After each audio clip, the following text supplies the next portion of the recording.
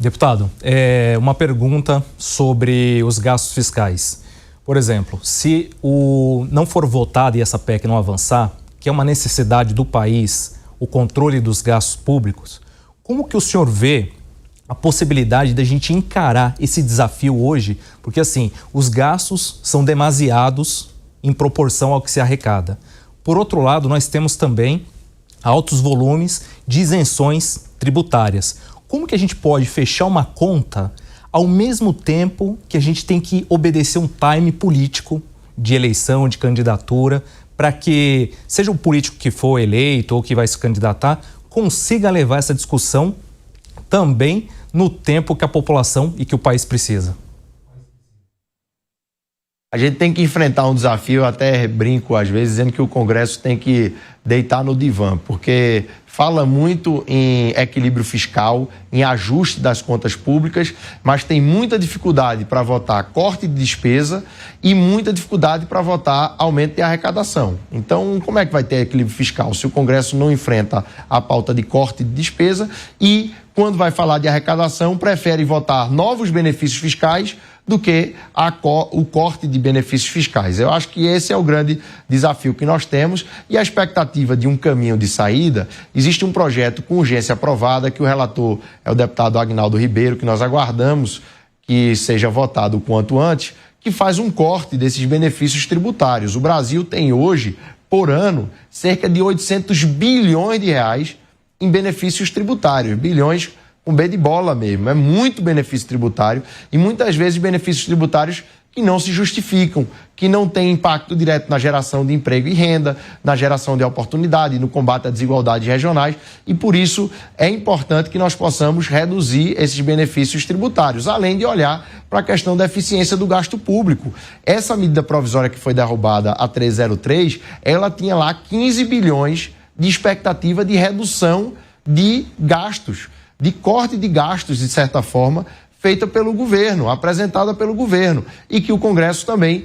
não votou a 303. Então tem que ter a coragem de enfrentar onde existe uma ineficiência, onde existe uma possibilidade de melhorar o gasto público e reduzir o gasto público, enfrentar, e na questão dos benefícios fiscais, fazer a redução desses benefícios que não se justificam. Acho que esse é o caminho. E também entendendo, Rodrigo, é importante que seja dito, que vários países do mundo ainda estão operando em déficit primário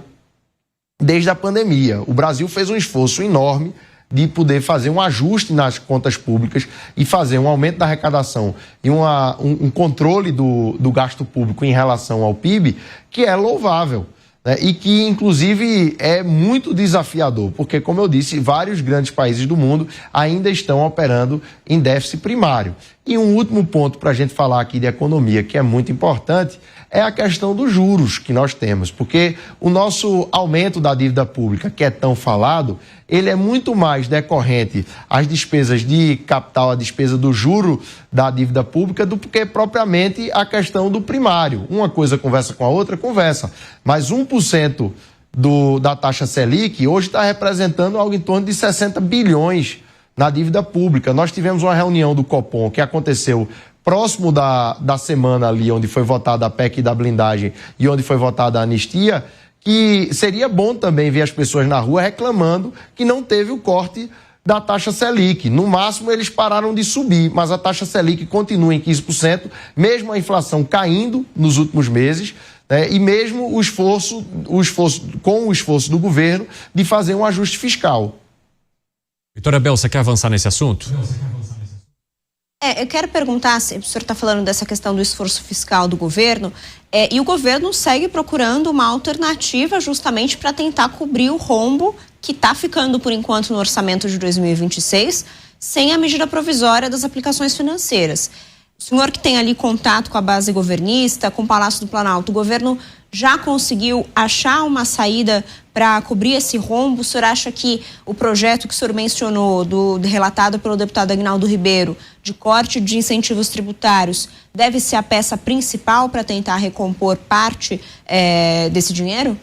Eu acredito que o projeto é importante, é um dos caminhos possíveis que está desenhado, até porque, como eu disse, é um montante de cerca de 800 bilhões. É lógico que o corte que vai ser feito não é em todos os incentivos, parte deles estão na Constituição e esses que são constitucionais não seriam alterados, mas existe uma possibilidade ali de cerca de 30, 40 bilhões de economia para o contribuinte em relação ao corte desses gastos tributários. E também existe a possibilidade de se retomar a discussão do BBB, que é a questão do Banco Bilionário e Bet, que foi derrubada na MP 303, mas que existe uma demanda da sociedade e uma visão de que esses setores da sociedade, eles pagam menos tributos do que deveriam e que nós poderíamos avançar cobrando mais imposto das bets, que além de tudo geram um problema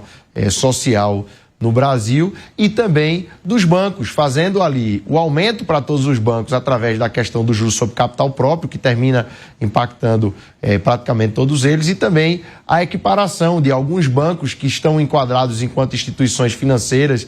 ou outros enquadramentos que acabam pagando menos imposto do que os outros, que é aquela questão das fintechs está no meio disso, que elas acabam se beneficiando, né, de um imposto menor do que outros concorrentes deles. O Diego Tavares também quer se manter nesse tema fiscal e de juros. Vai lá, Tavares. Deputado, retomando a sua fala sobre a questão do Banco Central, o impacto da taxa Selic em 15% na situação econômica do país. Antigamente, quando o Banco Central era presidido por Campos Neto, a justificativa do governo é que Campos Neto seria uma espécie de sabotador do governo do presidente Lula. Campos Neto não é mais o presidente. Hoje o presidente do Banco Central é Gabriel Galípolo, indicado pelo próprio presidente da República. Qual que seria, na sua avaliação,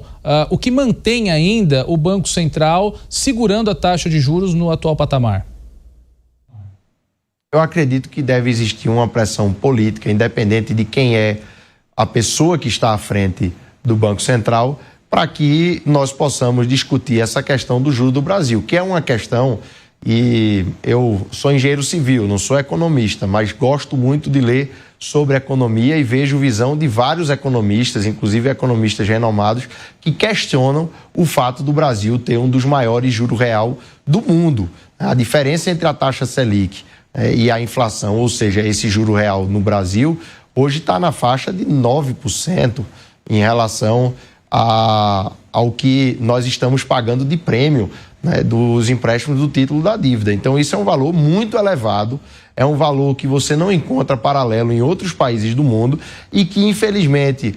você muda a composição do Banco Central e acaba que não muda esse problema. Eu acho que é uma discussão importante que precisa ser feita e acredito que parte dela deve partir de uma pressão e de uma discussão social em relação a isso. Inclusive, existem discussões que podem ser feitas na Câmara dos Deputados, porque hoje o Banco Central ele tem uma determinação em relação ao cumprimento de uma meta de inflação que é definida pelo Comitê de Política Monetária. Mas outros bancos centrais do mundo e outros parlamentos do mundo falam também que o Banco Central respeite uma meta, por exemplo, de taxa de desemprego, né, e que tem ali uma meta de taxa de desemprego. Eu acredito que seria uma das formas de nós podermos pressionar, do ponto de vista legislativo, essa discussão em relação aos juros. Agora, olhando que, por exemplo, nessa questão da taxa de desemprego, o Brasil consegue um feito que também precisa de muito estudo de economia para entender, que é um juro na faixa de 15% e nós ainda estamos em recorde, né, de menor taxa de desemprego da série histórica do IBGE. Então essa questão do juro do Brasil é uma discussão complexa, mas acredito que tem que existir pressão popular para que nós possamos ter um juro real que seja equiparável com o resto do mundo e não ter um juro extremamente absurdo que termina pressionando a dívida do Brasil.